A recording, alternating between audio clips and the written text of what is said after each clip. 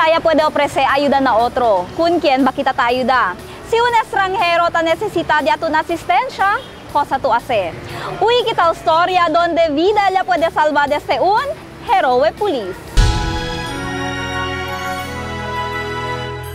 Si PO1 Den Alpacil, 29 años, residente de Barangay Putik, un pulis bajo na Emergency Response Team y Technical Support Platoon na RPSB 9. Un día, a bordo le na motorsiklo para na su trabajo y amirale un aksidente vehicular alla parte na Santa Cruz Market. Nung araw na yun, papunta kami sa duty pati kasama ko. Nung pagkababa namin sa motor, may tumunog na motor, parang biglang nagpreno. Tapos sabi ko sa kasama ko, tignan mo. Pagkatingin ng kasama ko, sabi niya, buddy, may nabangga doon matanda. Sabi ko sa kanya, tara, puntahan natin. Pagkapunta ko doon sa scene, nadatnan ko yung matanda, duguan nakahiga sa may semento. Tapos, hinanap ko yung driver, sabi ko,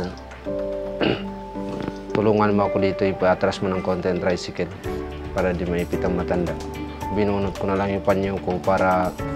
Kasi wala akong gamit that time na pang-stop sa kung sa may sugat siya na dumudugo. Tapos sinabihan ko yung kasama ko, tumawag ka ng ambulance. Minamanage ko muna yung matanda para pagkadating ambulance, okay na yung matanda. Bawal ko din siya patulugin habang nag-aantay kami ng ambulance, kinakausap ko siya ng kinakausap para kahit paano alam ko kung conscious pa ba siya, nasa tamang pag-iisip pa siya, o anong injury ang nakuha niya. Parang masakit din sa kalooban na tititigan ko na lang siya na kung anong mangyari dyan sa kanya, pati ang pagtulong naman, wala naman tayo sa uniforme. Kung anong pwedeng maitulong mo sa kasama mo, sa kapwa mo, tutulungan at tutulungan mo siya. Nagkataon, naging men in uniform tayo.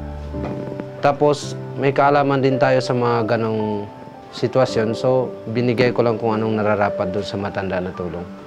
Hindi lang este el acto de héroe di PO1 Den. Como parte de su trabajo, tadale sila asistensya con aquellos na queda biktima de kalamidad. Ta participa na diferente rescue operations como el bombing, gera, quema y mucho pa. Uno tamen ele na mga security forces di aton. Y por causa de ese, ya recibi ele con el Achievement Award in the field of general support.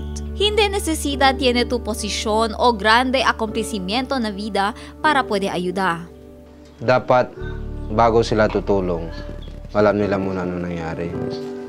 Pati ang pagtulong, kung ano yung kaya mong ibigay sa kapwa mo o kung sino man nangangailangan, yun lang ang dapat mo ibigay. Yun. Huwag mo isipin, police ka, teacher ka, nurse ka, o kung anong kailangan ng specialty. Kailangan mo lang ng konting kaalaman para makatulong. Grande o jutay na posisyon man o hindi, conocido ordinario persona na maskin ko sa ora y sitwasyon, todo igual. Si quiere kita ofrecer ayuda y queda héroe del día cada cual vida. Mientras tanto, tiempo ya para saber mga posts y comments del diatun mga kapamilya na hashtag.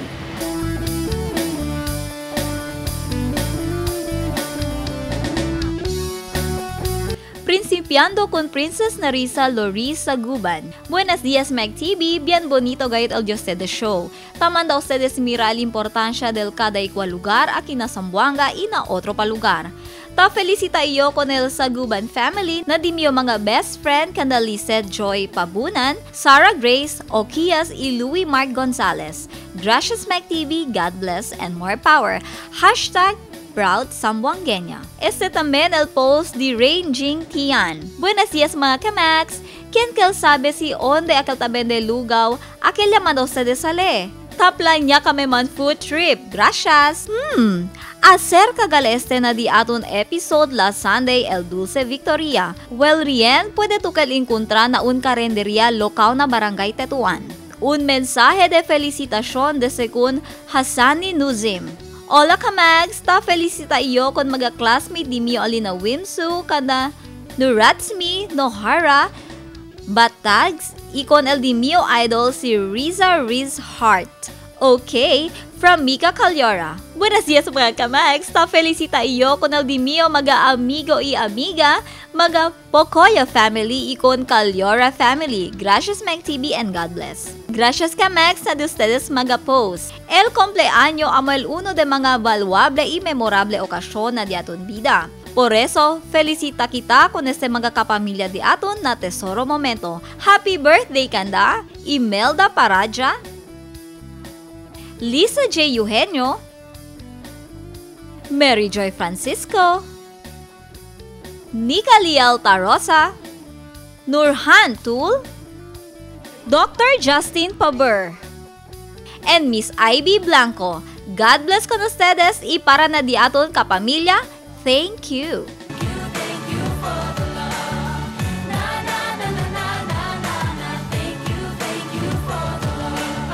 Un kapamilya también de aton el ay expresa su sincero gratitud na un persona que ta sirvi como un blessing para con ele. Él es si Jordan Fernando, un estudiante de un público universidad de ciudad. Un kapamilya que bien determinado a acabar su estudio, por eso ta hace todo esfuerzo y manera para tener cosa nada para mantener sus necesidades na escuela.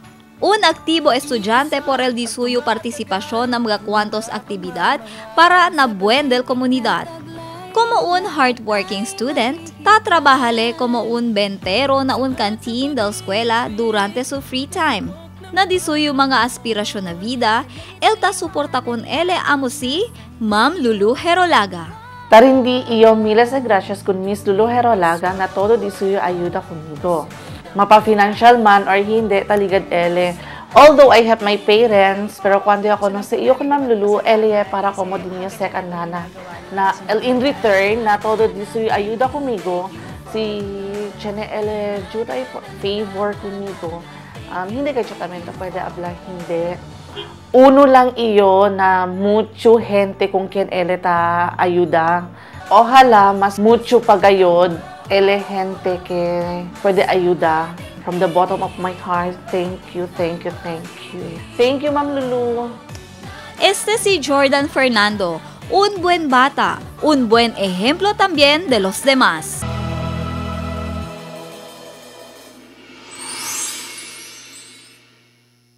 Bien importante el role models ka naton kay ta pwede kita aprende kanila. Tadale ka naton motivation para kada también produktibo na vida.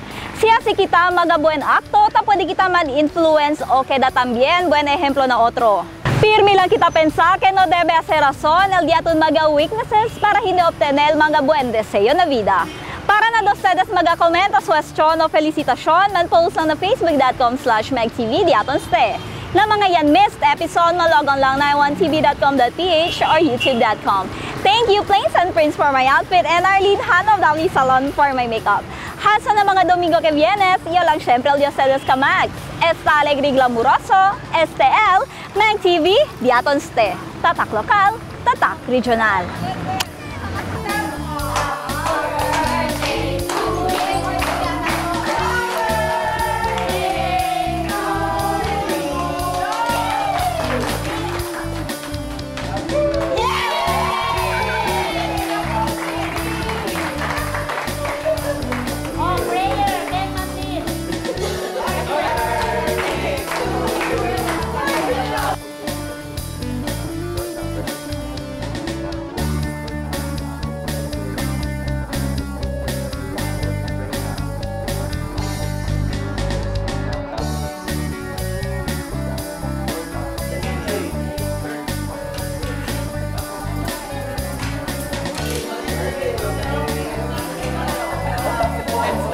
Gracias.